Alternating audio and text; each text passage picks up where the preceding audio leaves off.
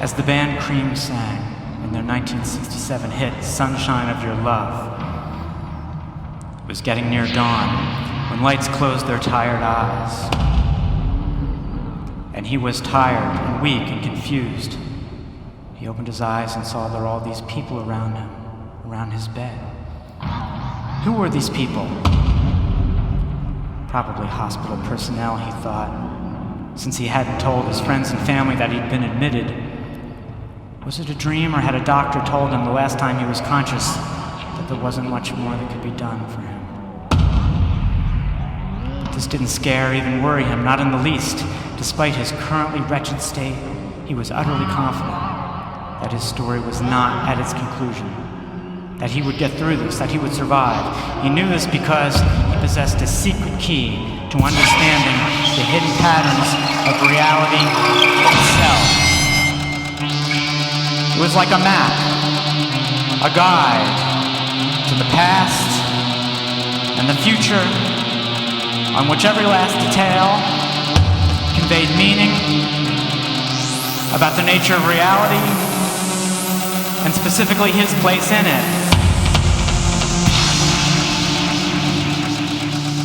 He had found the record album at the Lewisburg Street of shops, hidden underneath a styrofoam wig mannequin.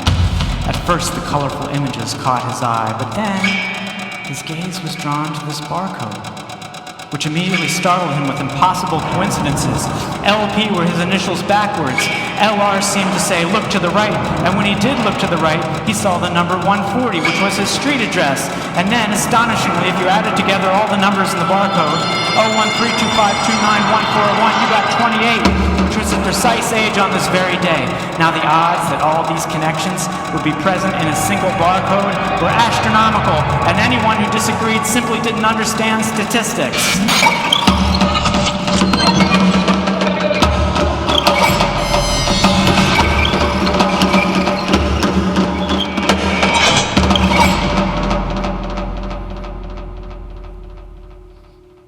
And in the middle of the back cover, a giant eye, the ancient symbol for sight and seeing. And he knew he should keep looking, because as Einstein said, he who can no longer pause to wonder and stand wrapped in awe is as good as dead. His eyes are closed. Eyes, right? And he could see that the world was made of patterns, moving through time like rhythms, and patterns by definition can be understood. And the more he looked, the more amazing things he found. A clock set to the exact time it was. A banana, which he had just eaten. This looked like a freckle he had. Eli, he had a friend named Eli. It was a peacock. Satellite dish, signifying important information. A clock pointed right at him, and most astonishingly, his own face looking in a mirror.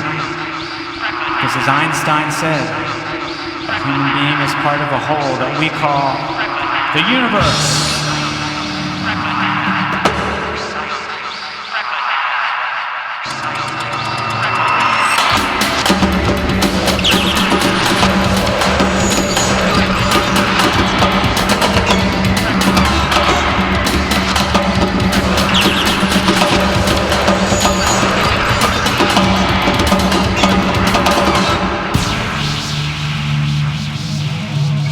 Another smart thing that Einstein said was that all religions, arts, and sciences are branches of the same tree. And the album, much like the Hebrew Torah or Harry Potter and other texts full of symbology, revealed meaning on multiple levels.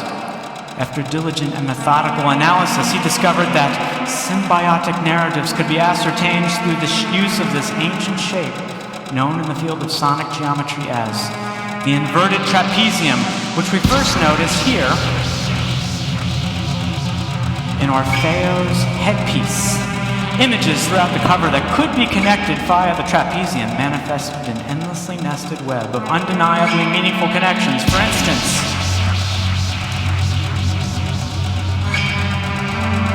here we see a motif involving hats. First, a hat of fire, indicating passion. Here, one of flowers, indicating love, but this connected to one with horns, ironically signifying warfare. Or perhaps that's not ironic at all, but it's a good thing to notice anyway. Lots of wisdom here, and finally, a hat that looks like an eyeball. An eyeball hat that seems to be wearing its own hat. A hat wearing a hat insinuates a level of self-similarity only rivaled in natural organisms, and the chances that this would happen randomly on an album cover were 1,000,000 to 1.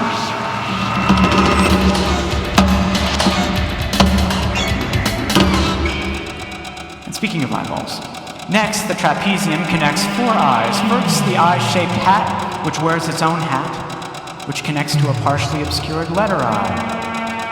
Of course, the letter eye in English refers to the self, while that's signified by the word EYE, allows one to look out from the self. And here we see a closed eye, which connects to the obscured letter eye, clearly signifying that one can only look inward to the I, meaning myself, when the outer eyes are closed. And of course, reigning supreme in the middle is the great eye, the ancient symbol for sight and seeing. And that's gotta mean something, right?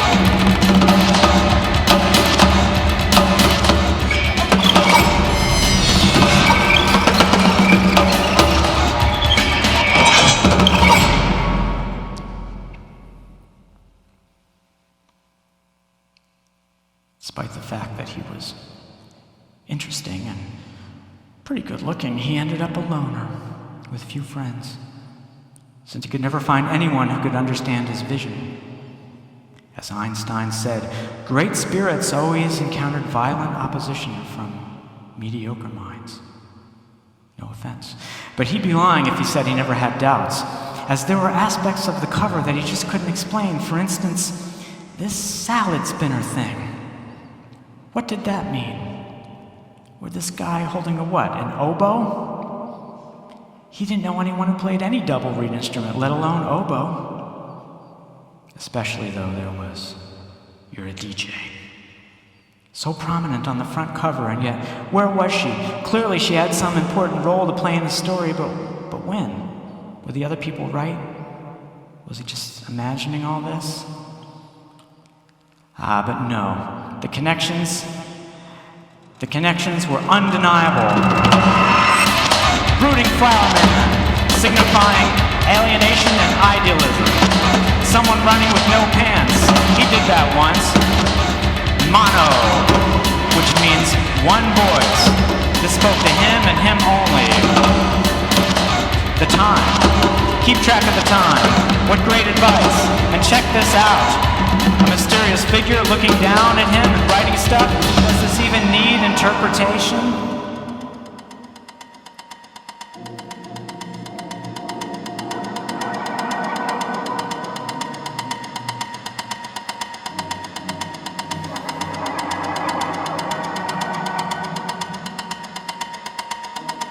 Oh, geez.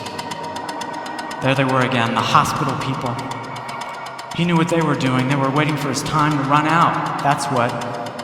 So they could just go home and relax and watch Netflix. And time did suddenly seem to be running very quickly. As if he was running out of it. And nobody knew he was here. He didn't even tell his family he was sick. He didn't make a will. Didn't make arrangements for his plants to be watered. If this was the end of his story, what would people think? They'd think that his life had been a failure, that's what, that he had wasted his time on these ideas. His life story would be nothing more than a warning to others. But really, even though we learn a lot from stories, an actual life isn't a story. Because stories have endings, conclusions. While most people's lives just keep going and going and going. And then one day they stop. And actually, if you think about it, you could make anyone's life story a triumph or a tragedy if you could just choose the right moment to yell cut and roll the credits.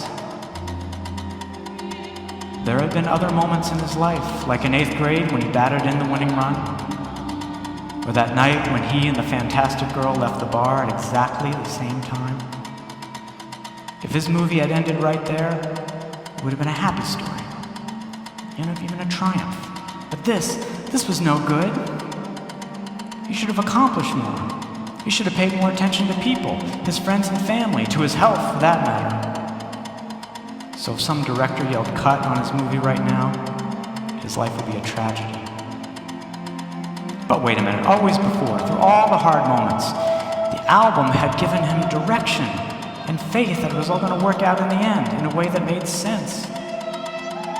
It helped him through his toughest times, but now, where was...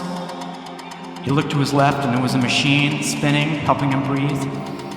Oh boy, it was the salad spinner thing. Okay, so that showed up. But what about the oboe guy? And where was Eurydice? Where was she? She wasn't here. Everything else had shown up. If this was the end, it would be like his whole life had been some kind of mistake. But no. So many things had fit perfectly. It all made sense. It had never let him down before. And he suddenly realized that of course he wasn't going to die. What great news. How could he have been so stupid? There was just no way that this story could possibly end before Eurydice showed up, at least in some way. There was just no possible way. And she definitely hadn't appeared yet. He would have noticed. He had never been let down. They had always given him a pass and helped him make sense of his life in some way. This wasn't about to stop now, right? I mean, things that have always happened. Right?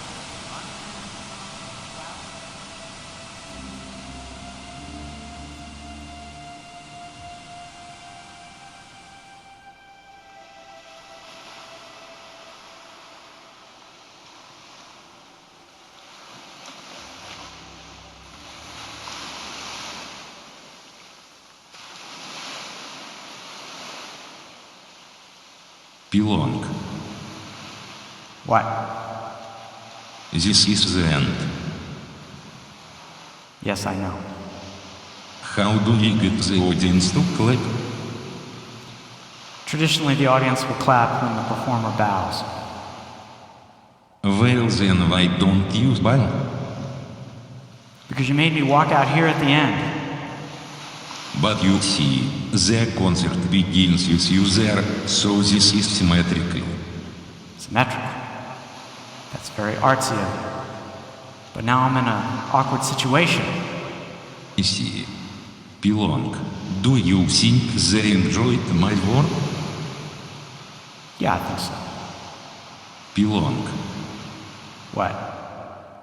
do you think they enjoyed my work? Yes, I just said, I think they enjoyed your work. Good job. Pilong, What? can we go to Wendy's after this?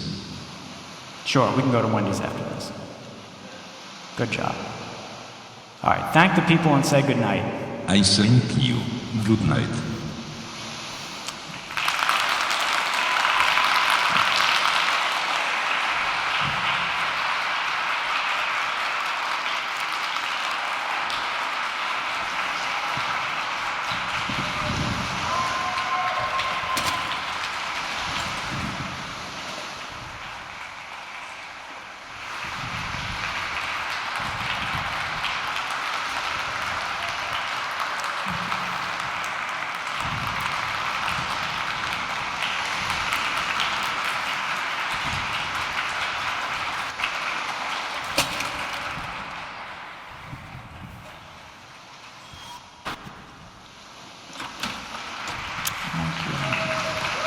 Thank you. Thank you for